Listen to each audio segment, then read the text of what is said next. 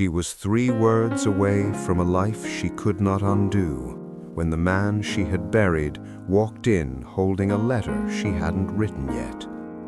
Not a letter she had written years ago and forgotten. Not a letter she had written and never sent.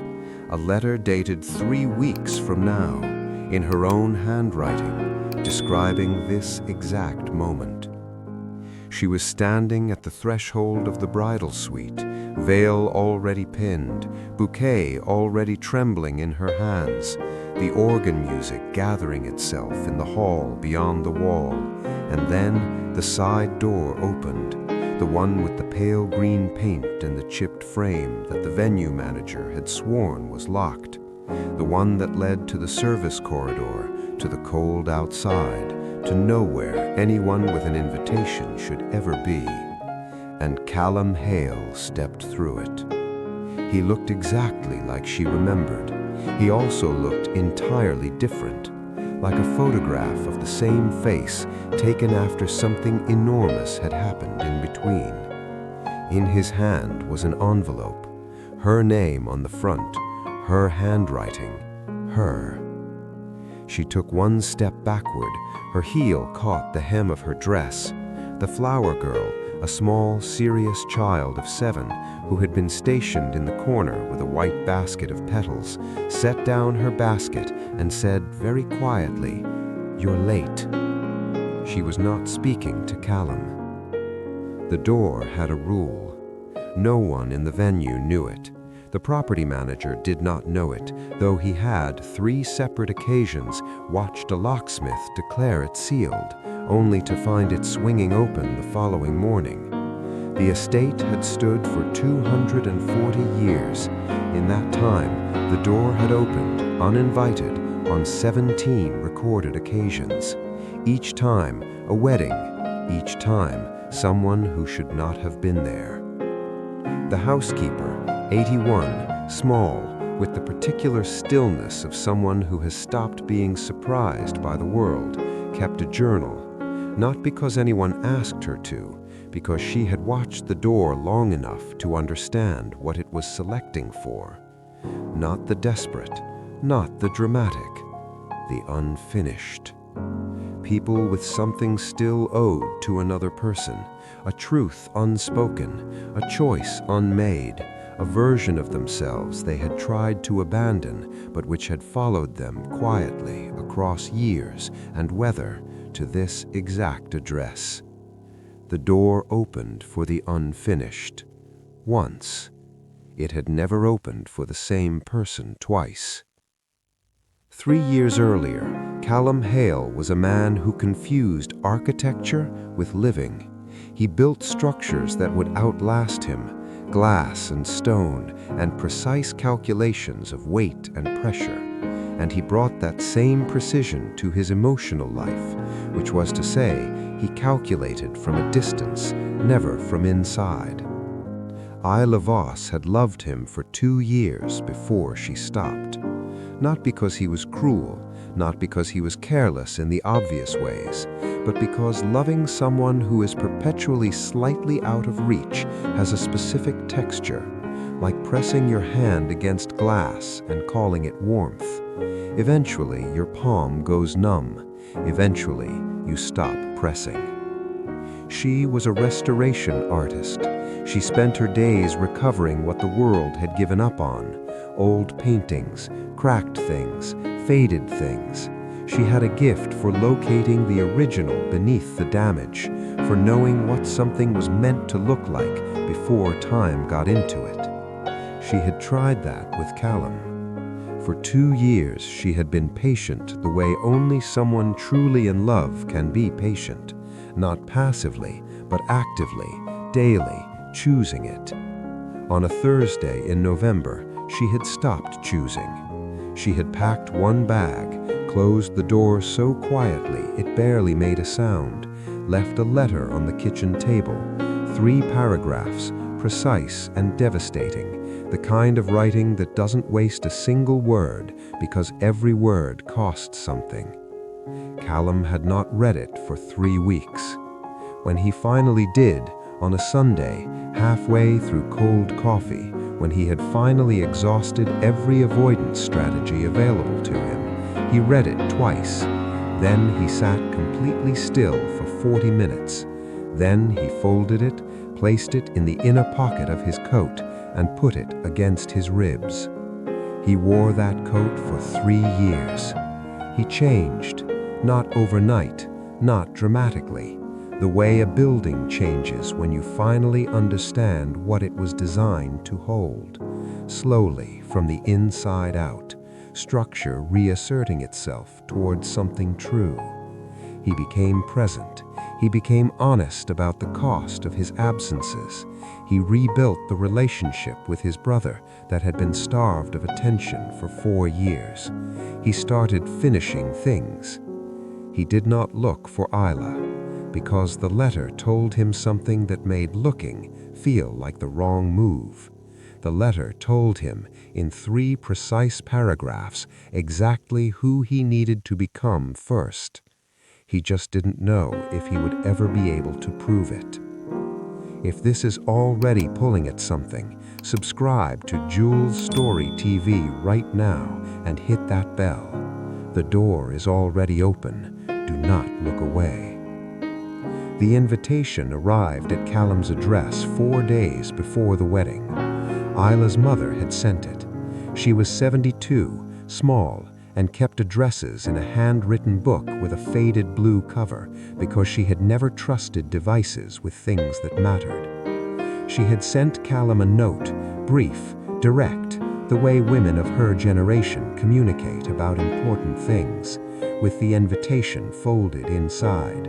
Not to cause damage, because she had watched her daughter rebuild herself into a quieter, safer version of a person who had once been electric, and she believed, with the absolute conviction of someone who had been married for 44 years, that safety and rightness were not the same thing. Callum opened the envelope. He stared at the invitation for a long time, and then he reached into his coat pocket, unfolded Isla's letter for the first time in months, read it again, and stopped. Because there was a 4th paragraph. He was certain, completely physically certain, that there had only ever been 3. He had read this letter dozens of times. He knew its dimensions the way he knew blueprints, every line, every margin, every place where her pen had pressed harder than usual. 3 paragraphs. That was the letter. That had always been the letter. The 4th paragraph read, "If you are reading this now, it means you became who I always believed you were. Don't be late." His hands were completely still. He turned the page over. Nothing. He checked the date at the top of the letter, the same date 3 years ago, the Thursday she left. He checked the handwriting against the rest, identical, unmistakably hers, the same small, careful script. He sat with this impossibility for exactly as long as he could stand it. Then he got in the car. Donovan Cross had known about Callum for 8 months, not from Isla. She had barely spoken his name in the 3 years since she left, which Donovan had come to understand was itself a kind of testimony. People do not carefully avoid the names of people who no longer matter. He had found out the way people find out things they were not meant to find, by accident, while reaching for something else. A sketch in the back of one of her restoration notebooks. Not a face, just a building, a structure she had drawn from memory, detailed and precise. The kind of drawing you produce when your hand knows something your brain is trying to forget. He had researched the building. It had won an award 3 years ago, designed by Callum Hale, architectural firm, Eastern District. Donovan Cross was not a small man in any sense. He was warm. He was reliable.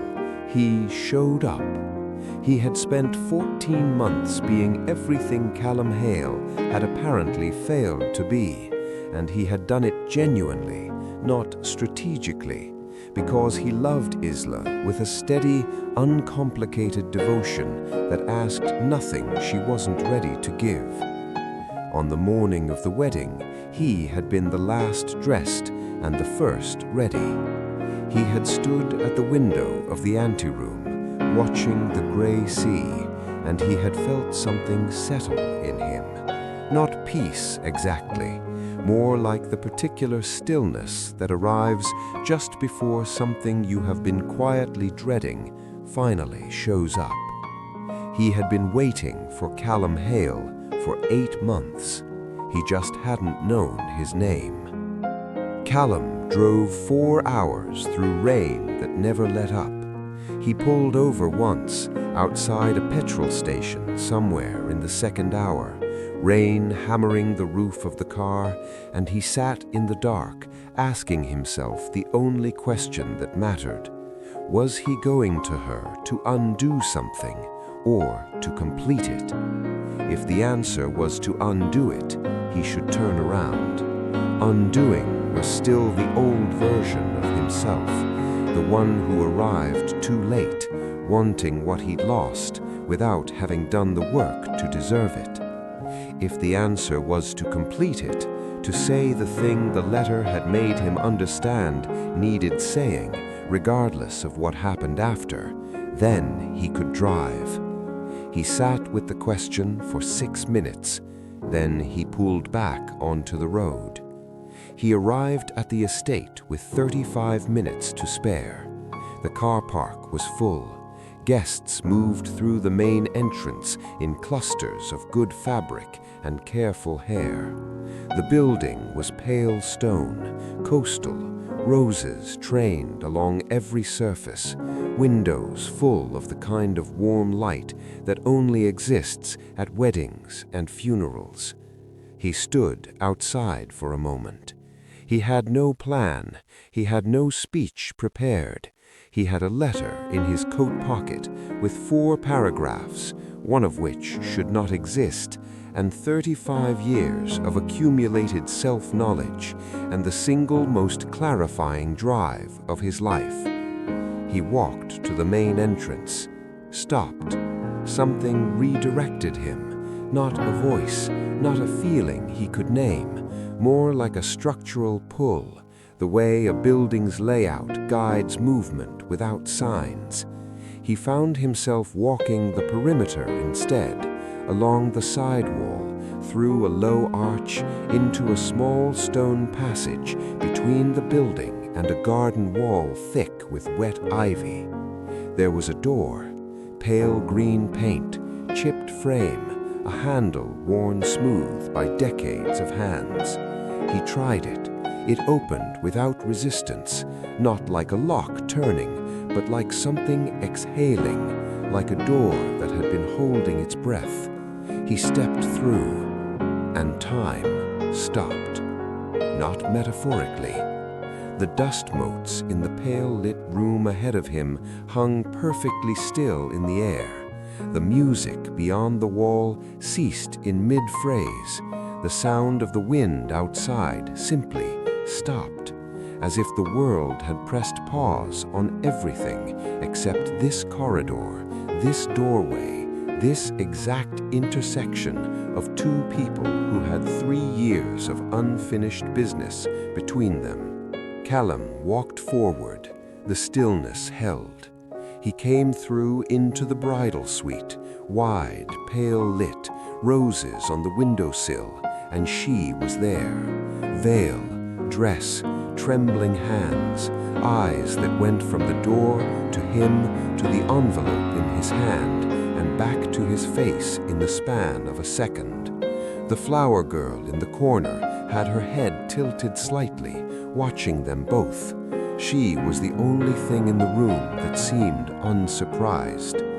Callum looked around at the motionless dust, the frozen light, the absolute silence where there had been sound.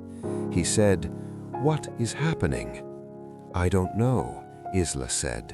Her voice was barely a breath. "It started when you came through the door." "This happened before?" "No, She took one step toward him, then stopped herself. "But I knew you were coming. I've known since last night. I don't know how. She pressed her hand to her sternum. The flower girl picked up her basket. "You're late," she said again, without looking up. "You're late." "What almost closed?" Callum asked. The child finally looked at him. Her expression was the strangest thing he had ever seen on a 7-year-old's face.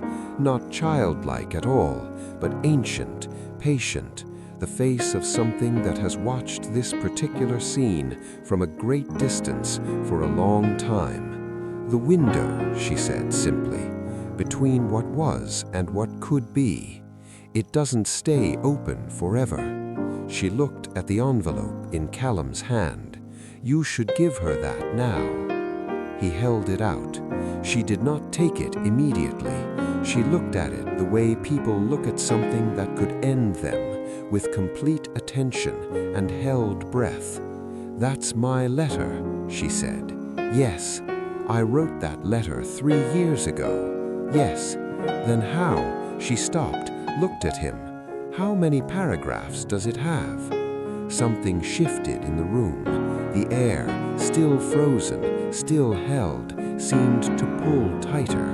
"4," he said. She closed her eyes. "I wrote 3, she whispered. "I have been certain of that for 3 years. 3 paragraphs. I counted them before I left it on the table. 3. There are 4 now." She opened her eyes, took the envelope, opened it with hands that were entirely steady, in the way that hands sometimes go still under enormous pressure, not from calm, but from the absolute concentration of a person who needs to know. She read the first 3 paragraphs she had written 3 years ago.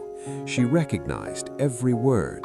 She had written them with such care that she could still feel the weight of the pen, the specific grief of each sentence.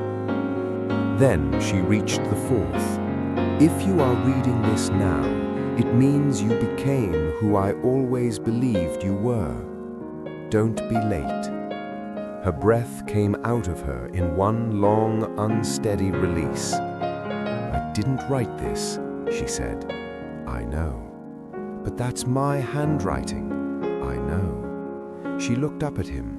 Outside this room, beyond the frozen walls, a world of guests and ceremony, and a good man standing at an altar was suspended mid-breath, waiting.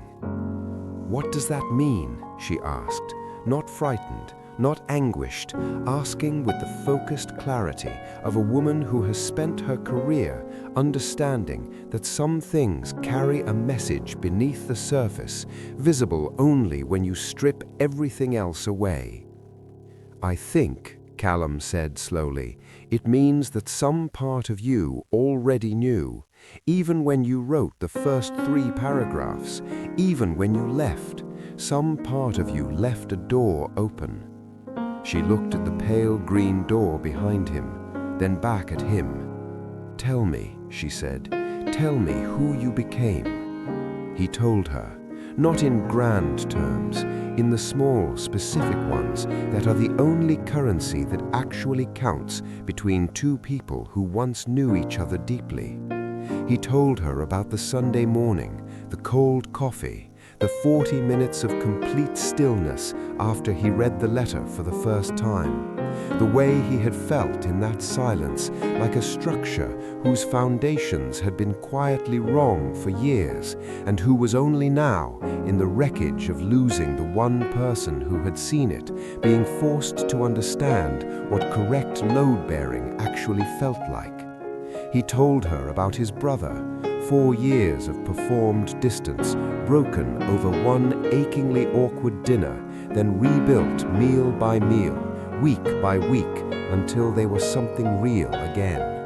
He told her about the taxi on Crane Street, the bookshop, the window, the hand pressed flat against cold glass, the messages he had written and deleted, not because he was afraid of her answer, but because the letter had told him the answer didn't belong to her yet. It belonged to him to earn first. He told her about the project, the award, the night they handed it to him, and he had stood in a room full of applause and felt not nothing, something worse, the precise shape of the thing that was missing, the specific outline of a person's absence, identifiable only when everything around it is full. He did not say, "I came here to ask you to choose me." He said, "I came here because you deserve to know that the version of me you believed in exists. Whatever you decide, you deserved to know that." The dust motes in the room were still frozen. The light had not moved. The flower girl was watching them both with that same ancient, patient expression, the face of something that has been waiting for this exact sentence for a very long time and is now, quietly, satisfied. The stillness broke without announcement. The dust moved. The music resumed beyond the wall. One phrase, then silence again, as if the world had cleared its throat, and the main door opened. Donovan Cross stood in the frame. He looked at Isla first, then at Callum, then at the envelope in Isla's hands and the particular expression on her face, the one he had been quietly bracing for in some form for 8 months. He did not perform surprise. He stepped into the room and closed the door behind him.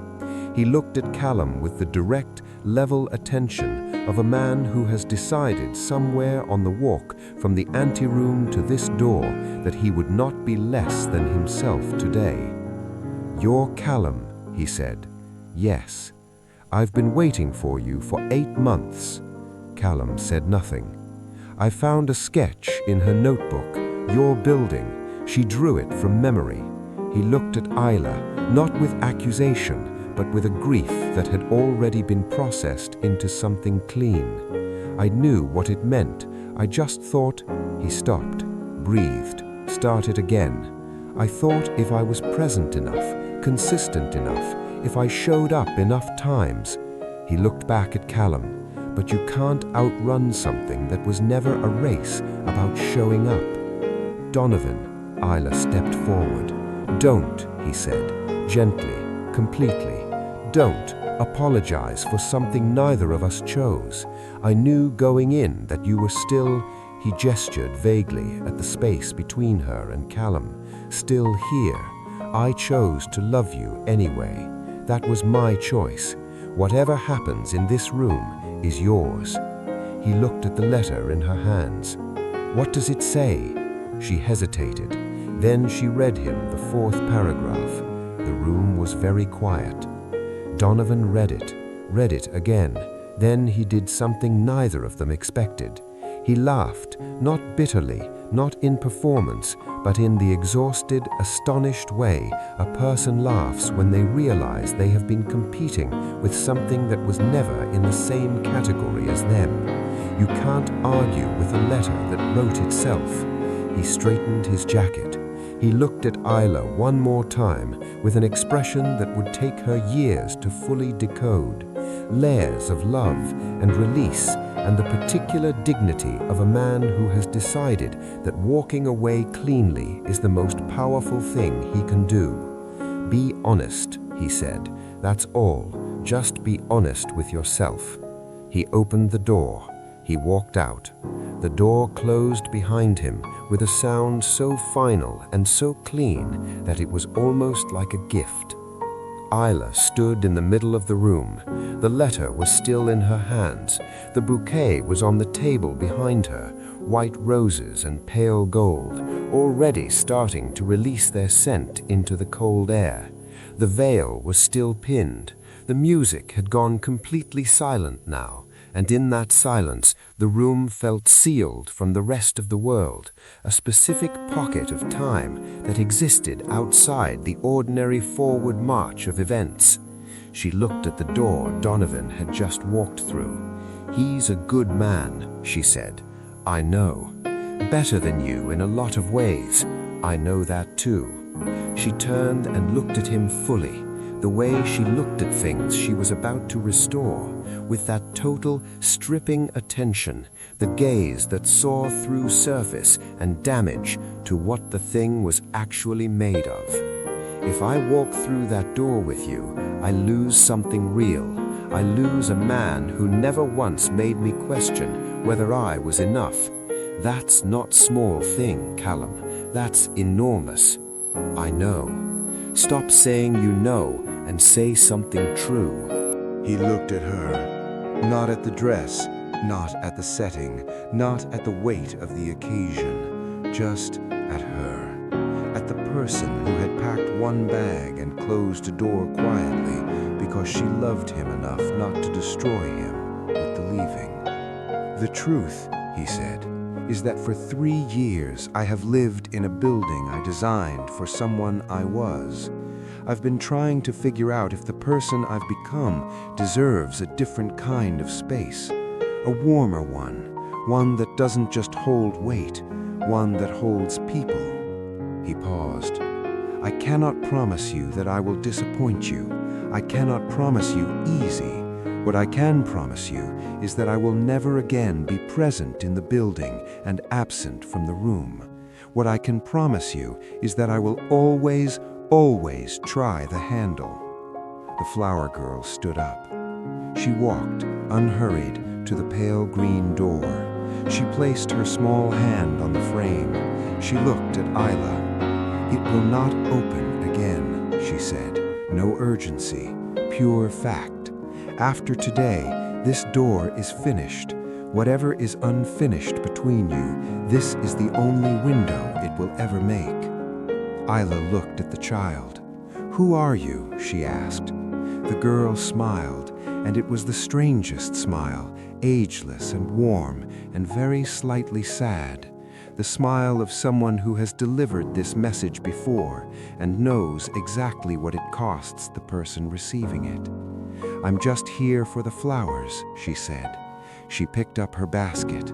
She walked to the side door, opened it, and stepped through into the pale stone corridor beyond. The door swung slowly behind her.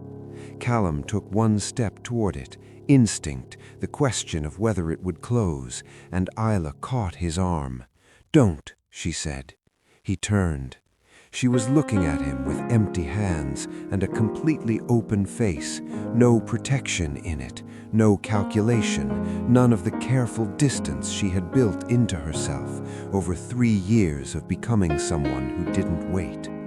I have been restoring things my whole life, she said, and the one thing I have learned, the only thing that is always true, is that you cannot restore something if you are afraid of what it looked like before the damage. You have to love the original, not the safer version, the original. She stepped toward him. You were always the original, she said. I just needed you to be brave enough to be him. He kissed her. Not the way people kiss in stories, not cinematic, not theatrical. The way people kiss when 3 years of restraint and grief and becoming dissolves into a single point of contact and the body simply, finally, tells the truth. It was brief. It was total. It was the kind of kiss that answers every question asked in the years preceding it.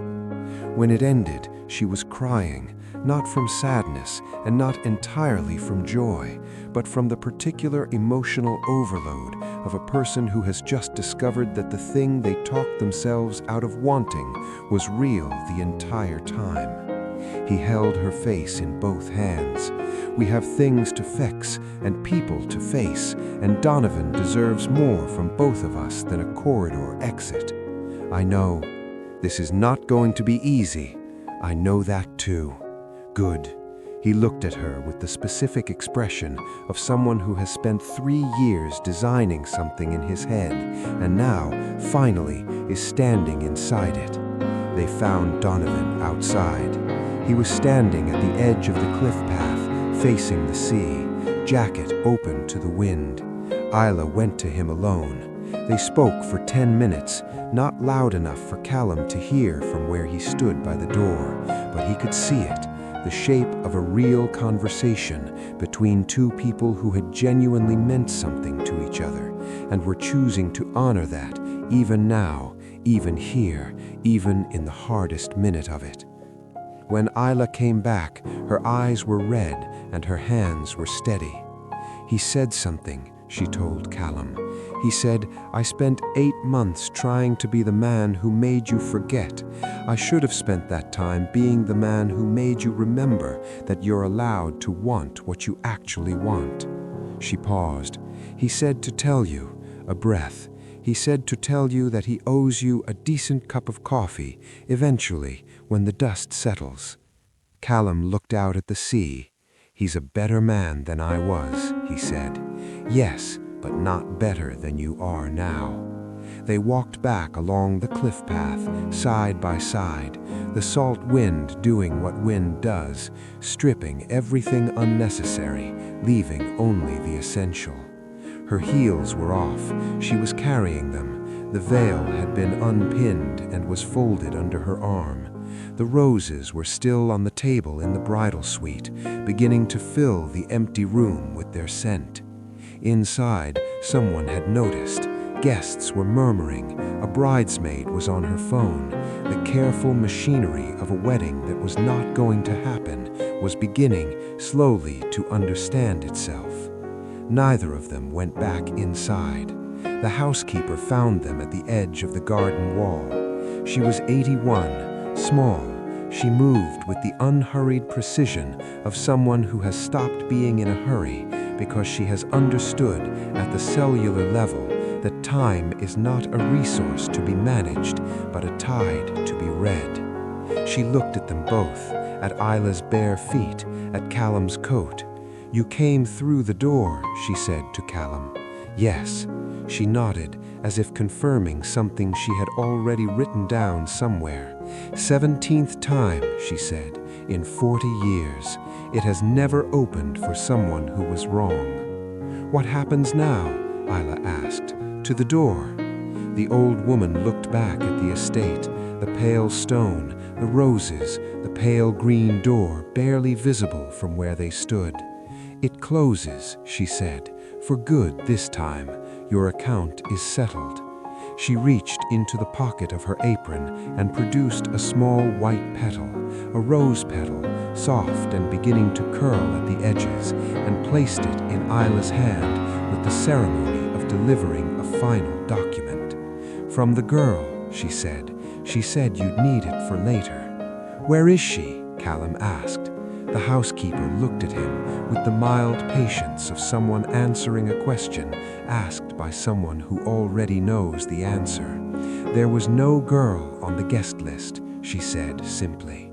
She turned and walked back toward the building, unhurried, her footsteps steady and even on the wet stone. They stood there. The sea was loud. The sky was the color of something beginning. Isla closed her hand around the rose petal. 6 months later, Callum was in the Eastern District, on his way to a site meeting, briefcase in hand, late Tuesday afternoon, when he passed a building he had never noticed before. It was a narrow building, old stone, a restaurant ground floor with small round tables visible through the window, and a warmth inside that seemed to come from something other than light. In the side wall of the building, set into the stone, weathered, almost invisible, was a door. Pale green paint, chipped frame, a handle worn smooth by decades of hands.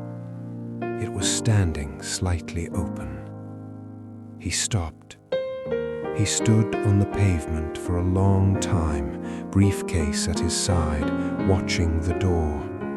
A couple came out of the restaurant, laughing close together, utterly unaware of him. A woman passed with a dog. A bus went by.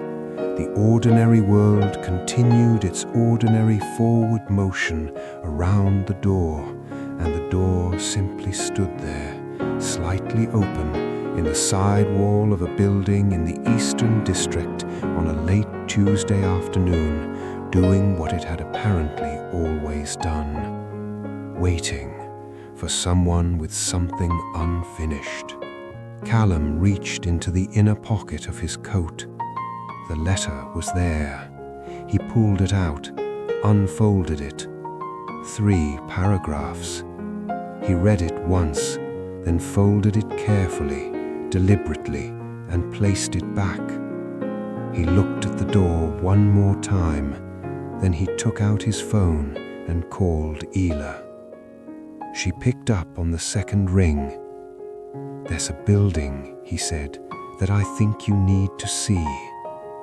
On the other end, a small pause, the particular pause of someone who has learned finally to trust the things they cannot explain. "Give me 20 minutes," she said.